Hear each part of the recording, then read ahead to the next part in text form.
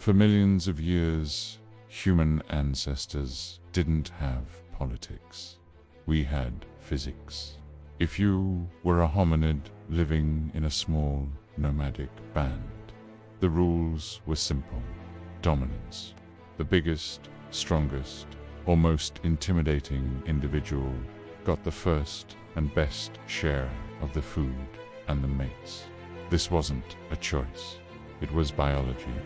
It is the same system you see today in a troop of baboons or a wolf pack. There was no negotiation, no long-term strategy, and no voting. There was only raw power.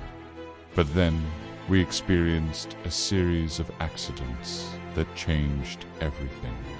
The first accident happened about 1.9 million years ago when we mastered fire. Cooking our food was a biological game changer because cooked food is so much easier to digest. Our bodies didn't need massive, energy-expensive guts anymore. That saved energy was redirected upward, supercharging the development of our brains. We accidentally became the smartest creatures on Earth, but we also became dependent. We were now tied to a shared, defensible resource, the campfire. The fire became the center of social life, the place where we were forced to sit together and look at one another. This led to the second accident. A campfire with cooked food is a valuable asset, and valuable assets attract predators and rival groups. To survive, we couldn't just rely on one alpha male anymore. We needed a coalition, a group of people willing to work together to defend the fire. This is where we developed our greatest superpower, the ability to create shared fictions.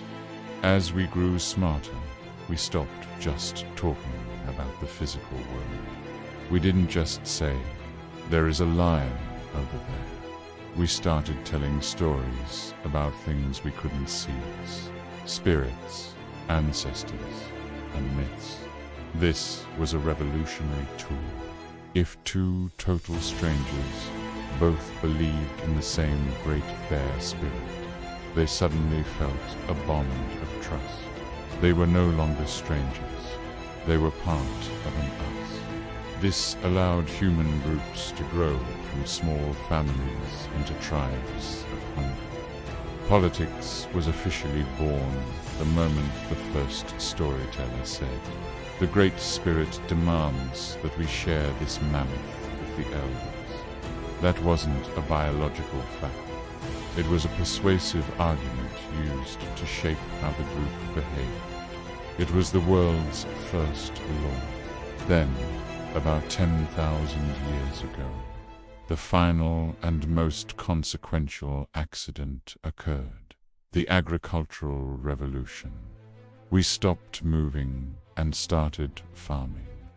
It was likely a response to a changing climate, but the political fallout was enormous.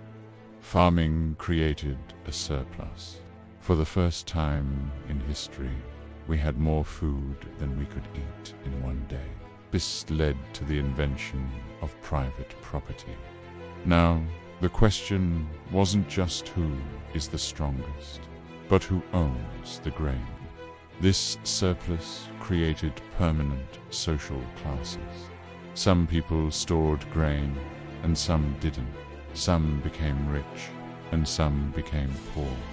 Managing a city of thousands of strangers is incredibly complex. You can't just rely on a shared story about a spirit anymore. To keep the peace and keep the water flowing to the crops, we had to invent bureaucracy. We invented writing, not to write poetry, but to keep track of who had paid their grain tax. We invented standardized laws to settle disputes between people who weren't related. We created professional enforcers to make sure those laws were followed. And finally, we created leaders, kings, and priests who used those old shared fictions to justify why they deserved to hold all the power. So, how did we accidentally invent politics? We cooked our food, which gave us the brains to tell stories. Those stories allowed us to cooperate in massive groups. And then we settled down to farm, which created property and inequality, making that cooperation much harder to manage. Today, politics is often seen as a dirty word or a frustrating spectacle. But in its essence, it is simply the process we accidentally created to manage the tension between our individual desires and our collective survival.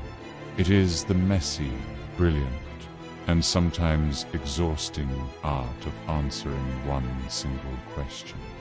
How do we, thousands of strangers, live together without killing each other? It's not a biological instinct. It's the operating system we built to survive the world we accidentally created.